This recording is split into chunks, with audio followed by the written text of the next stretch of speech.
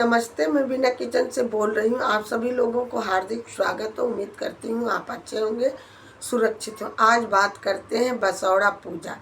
बसौड़ा पूजा का मतलब है कि हमें बासी खाना, ठंडा, शीतला माता को ठंडा भोजन बना करके प्रसाद चढ़ाया जाता है। अष्टमी पड़ रही है 21 मार्च को, अष्टमी पड़ रही है 22 मार्च को। तो हमारे तरफ सप्तमी का व्रत रख के अष्टमी में पूजा किया जाता है और कहीं कहीं अष्टमी में ही पूजा करते हैं। बसौड़ा माता को, शीतला माता को पूजा किया जाता है। शीतला माता का पूजा ठंडे चीज़, शीतला एकदम शीतल ठंडी ठंडी चीज़ें से उनकी भोग लगाई जाती है। तो सप्तमी वाले दिन ही भोग प्रसाद बना लिया जाता है। अष्टमी के दिन पूजा करते हैं क्योंकि दीपक भी ठंडे ही रखा जाता है। राजस्थान की तरफ बसौड़ा का पूजा होता है, जैसे बाजरे की चीज़ होती है, लस्सी का भोग लगता है। तो हमारे तरफ हलवा पूड़ी का ही भोग लगता है, लेकिन एक दिन पहले ही सप्तमी के दिन बना करके अपना अष्टमी में पूज लेते हैं ठंडा शीतल। तो शीतला माता का पूजा करने से हमें चर्म रोग कोई नहीं होती, कोई बीमारियां नहीं होती। चैत के महीने में ही शीतला माता का पूजा होता है। हमारे तरफ तो पूरा एक महीने नीम के पेड़ में जल दिया जाता है। जल शीतला माता का वास ही नीम के पेड़ में ही हो। और ये थाली में क्या होती है, हलवा पूड़ी होती है, उपटन होता है, चावल भिगो करके उसको पीस करके और उपटन टाइप बना लिया जाता है, हल्दी डाल करके। दीपक होती है, ये सब चीज़ें शीतला माता को चढ़ाई जाती है।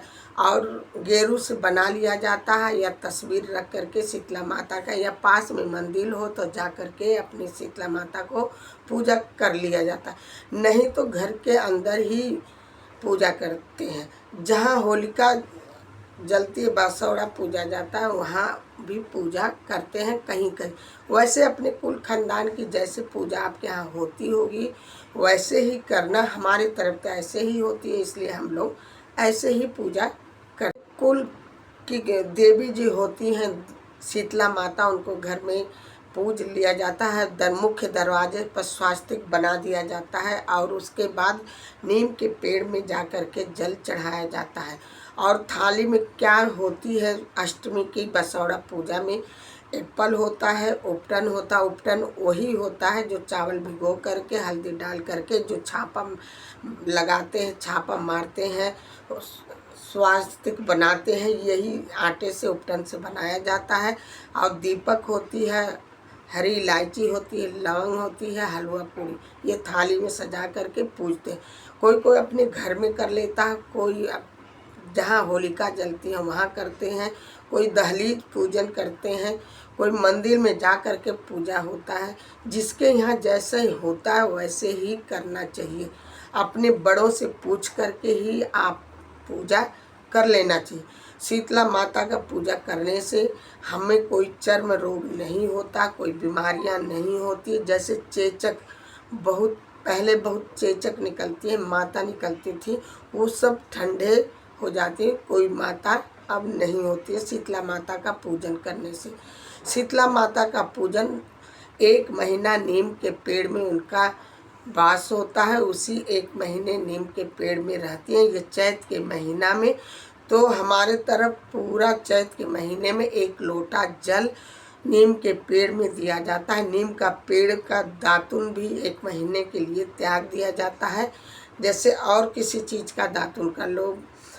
इसलिए नीम के पेड़ के पूजा अवश्य करना चाहिए, क्योंकि शीतला माता की पूजा होती है। यदि आपके यहाँ मंदिर हो तो मंदिर अवश्य जाइए, मंदिर में पूजा जरूर करिए, क्योंकि मंदिर में जो मूर्तियाँ शीतला माता की रखी होती हैं वो प्राण प्रतिष्ठा होती है। तो उस मंदिर में प्राण प्रतिष्ठा रखी हुई मूर्ति में प्राण होता है शीतला माता की। तो इसमें हमारी मनोकामना जल्दी सिद्ध होती है।